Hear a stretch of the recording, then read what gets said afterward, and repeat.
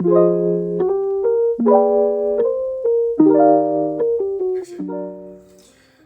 semuanya, selamat pagi, selamat siang, selamat sore, dan selamat malam.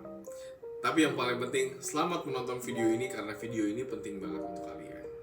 Nah, perkenalkan, nama saya Jonathan, saya dari Prodi Teknik Informatika, dan hari ini saya ingin membahas mengenai topik yang cukup hangat diperbincangkan di tahun ini, yaitu dampak kecerdasan buatan atau Artificial Intelligence terhadap dunia kerja.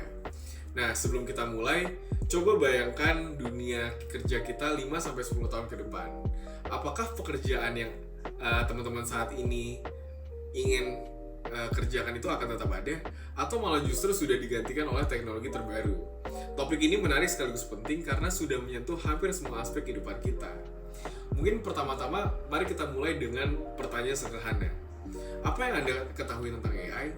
Kebanyakan dari kita mungkin mengenal AI dari teknologi seperti asisten virtual di ponsel atau rekomendasi film di platform-platform streaming yang sering kita tonton.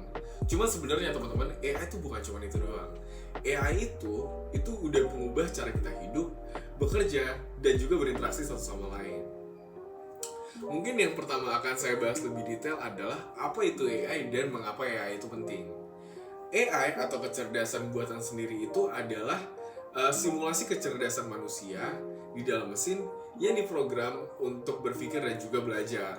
Dan contoh paling umum untuk AI ini adalah misalkan nih yang teman-teman mungkin sering pakai, ada ChatGPT, Claude, asisten virtual di Siri yang punya Apple, atau mungkin algoritma yang digunakan Netflix untuk merekomendasikan film-film buat teman-teman semua di rumah.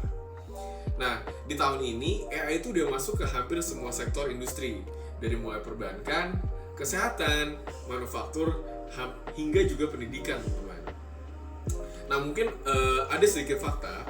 Menurut laporan McKinsey, AI diprediksi itu akan berkontribusi sekitar 13 triliun US dollar dan terhadap ekonomi global di tahun 2030. Dan ini juga berarti bahwa kita harus siap untuk menghadapi disrupsi besar di dunia nyata, karena akan diprediksi bahwa akan ada 400 juta pekerjaan yang akan tergantikan oleh AI, walaupun akan muncul juga pekerjaan-pekerjaan baru. Nah, di dalam dunia kerja, AI itu bukan cuma membawa tantangan, tapi juga membawa peluang.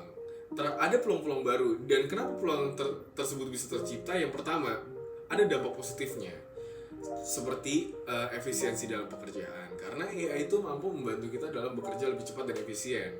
Misalnya nih, di sektor kesehatan, AI itu dapat menganalisis ribuan hasil tes medis dalam hitungan detik saja, sehingga teman-teman dokter itu bisa punya lebih banyak waktu untuk berkonsultasi dan fokus pada pasiennya. Terus yang kedua nih, dampak positifnya, akan ada pekerjaan baru karena profesi yang berkaitan dengan AI itu bakal banyak bermunculan, kayak misalkan nih data science, AI ethicist, dan juga AI engineer. Dan selain itu, AI juga mendorong pertumbuhan industri kreatif, di mana seniman dan desainer itu bisa menggunakan AI untuk menghasilkan karya seni yang unik dan juga macam-macam, teman-teman. Nah, selain daripada itu, AI juga bisa membantu kita untuk mengambil keputusan, karena AI itu bisa menganalisis data dalam jumlah yang sangat besar dalam waktu yang singkat, dan ini membantu banyak perusahaan-perusahaan untuk memprediksi tren pasar dan mengoptimalkan rantai pasokan gitu. Jadi memang secara ekonomis juga ini sangat bermanfaat. Cuman nggak cuma positif, tapi tetap ada tantangannya, teman-teman. Tantangan yang bisa jadi kita hadapi. Yang pertama, ada pekerjaan yang banyak digantikan. Nah, banyak pekerjaan yang mudah terotomisasi itu pasti akan cepat tergantikan, teman-teman. Apalagi yang sifatnya repetitif, kayak misalkan nih operator produksi, kasir, dan mungkin pekerjaan-pekerjaan administratif itu akan mudah digantikan oleh AI.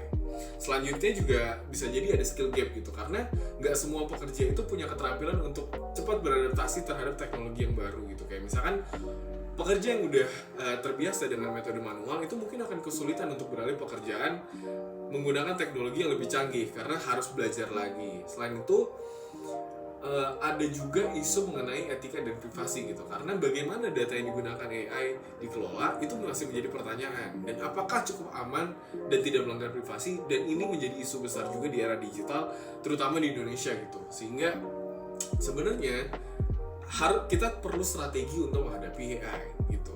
Strateginya apa sih supaya kita siap menghadapi perubahan ini?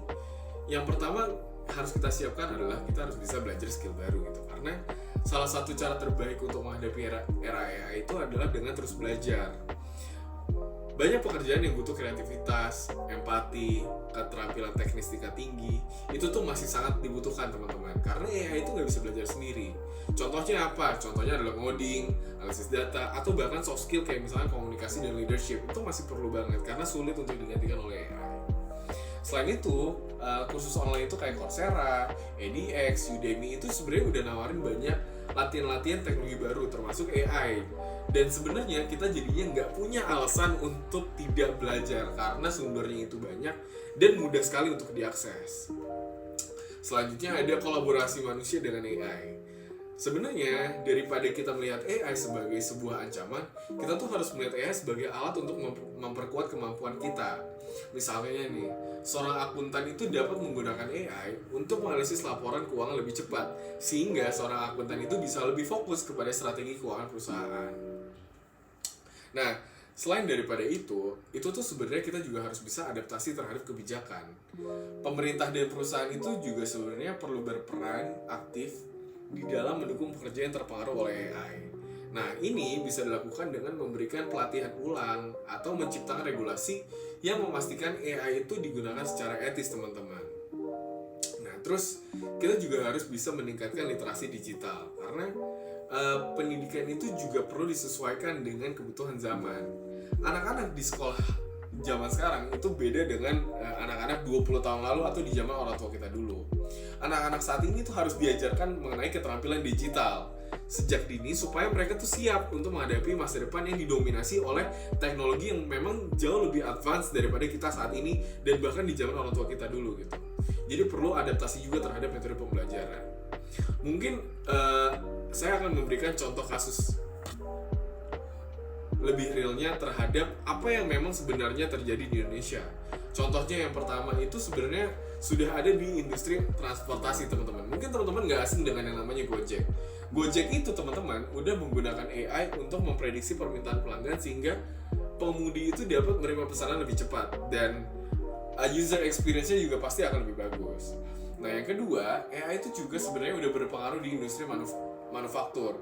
Kayak misalnya beberapa pabrik itu sudah menggunakan AI atau robot otomasi untuk meningkatkan efisiensi produksi mereka sehingga memang bisa lebih cepat juga dan cost-nya lebih efisien. Selanjutnya, pertanian. Even di pertanian, startup kayak Hara itu udah pakai AI, teman-teman, untuk menganalisis data pertanian sehingga membantu petani meningkatkan hasil panen mereka. Nah, cuman masalahnya, tantangan besar itu juga tetap ada di depan mata kita. Salah satunya adalah ketimpangan akses teknologi antara kota besar dan juga daerah terpencil. Dan hal ini itu menunjukkan pentingnya pemerataan infrastruktur teknologi di seluruh negeri dari Sabang sampai Merauke. Nah, sekarang pertanyaan besarnya adalah bagaimana AI mengubah cara kita bekerja. Nah, sebenarnya teman-teman, satu hal yang harus kita sadari adalah banyak pekerjaan yang hilang. Pekerjaan dengan tugas-tugas yang mudah diotomisasi dan repetitif kayak misalkan call center, operator produksi, dan juga misalkan buruh pabrik itu tuh sebenarnya semakin berkurang. Cuman walaupun terdapat masalah tersebut, pekerjaan yang ada itu bisa jadi pekerjaan terus berkembang gitu. Kayak misalkan pekerjaan yang membutuhkan kreativitas kayak dan empati kayak misalkan jadi konsultan, jadi pelatih, jadi guru, jadi pekerja seni, itu akan tetap relevan, teman-teman, karena itu tidak bisa dan sulit digantikan oleh AI. Jadi teman-teman harus ingat itu. Nah, selain daripada itu, akan ada pekerjaan-pekerjaan baru yang tercipta. Kayak misalkan nih, ahli AI. 30 tahun lalu nggak ada ahli AI, tapi saat ini ada, teman-teman. Lalu ada pengembang algoritma, dan juga ada data spesialis. Dan itu pekerjaan-pekerjaan yang penting banget di masa depan dan akan sangat dibutuhkan. Nah, AI itu juga membantu kita lebih fleksibel dalam bekerja. Karena dengan bantuan teknologi ini, pekerjaan jarak jauh itu menjadi lebih umum dan lebih mudah untuk dilakukan. AI itu membantu memonitor produktivitas, mengolah tim, dan memastikan kolaborasi tetap efektif gitu.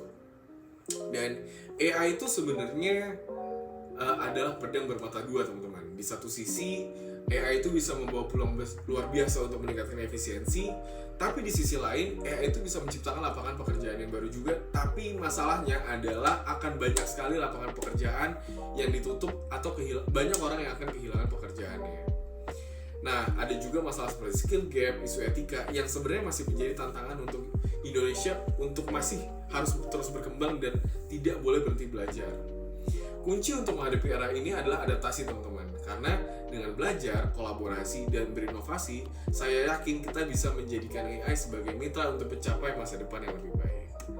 Mungkin cukup sekian dari saya. Saya harap apa yang saya sampaikan ini bisa menjadi poin-poin yang teman-teman ingat, karena di dunia pendidikan sendiri, teman-teman, itu sebenarnya banyak sekali penyalahgunaan AI, dan memang ini menjadi salah satu, mungkin saya akan menambah sedikit topik karena masih ada waktu.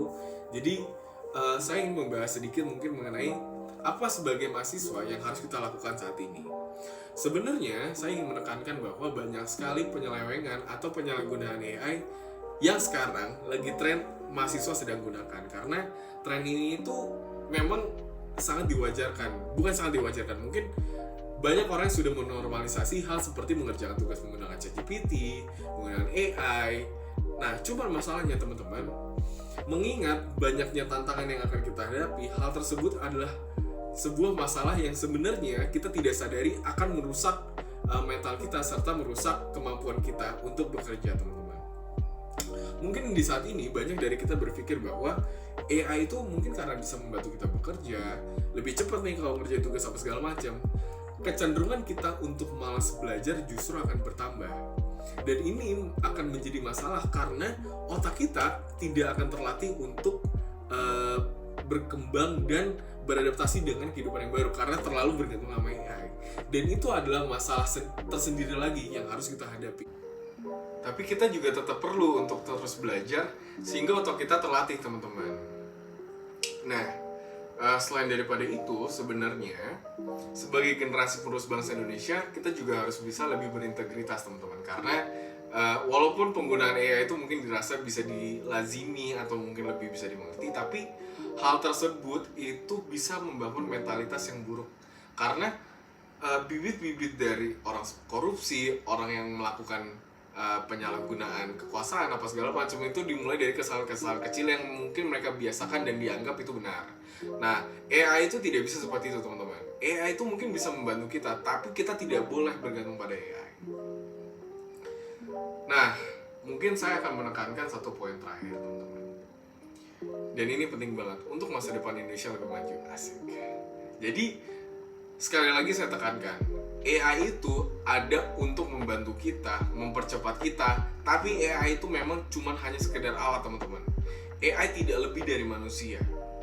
Kita sebagai manusia itu harus bisa mengontrol AI, berkolaborasi dengan AI, menggunakan AI ini sebaik-baiknya sebagai katalisator kita dalam bekerja dan dalam memajukan bangsa ini. Jangan sampai karena kita terlalu terlena oleh AI, kita akan kalah oleh dunia ini, teman-teman. Kita akan kalah persaingan oleh negara-negara lain. Sementara Indonesia saat ini adalah waktunya untuk berkembang, karena Indonesia ada pada bonus demografi yang terbaik. Kita ada di masa emas Indonesia, di mana generasi muda kita harus bisa berkembang untuk memajukan bangsa ini. Mungkin cukup sekian dari saya, kurang lebihnya mohon maaf. Saya harap dengan adanya video ini, teman-teman dan saya bisa diskusi juga di kolom komentar atau diskusi di kelas mengenai hal ini lebih lanjut.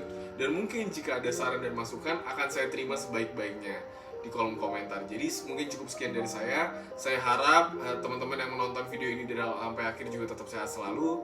Dan salam sehat dan salam sejahtera untuk kita semua. Terima kasih.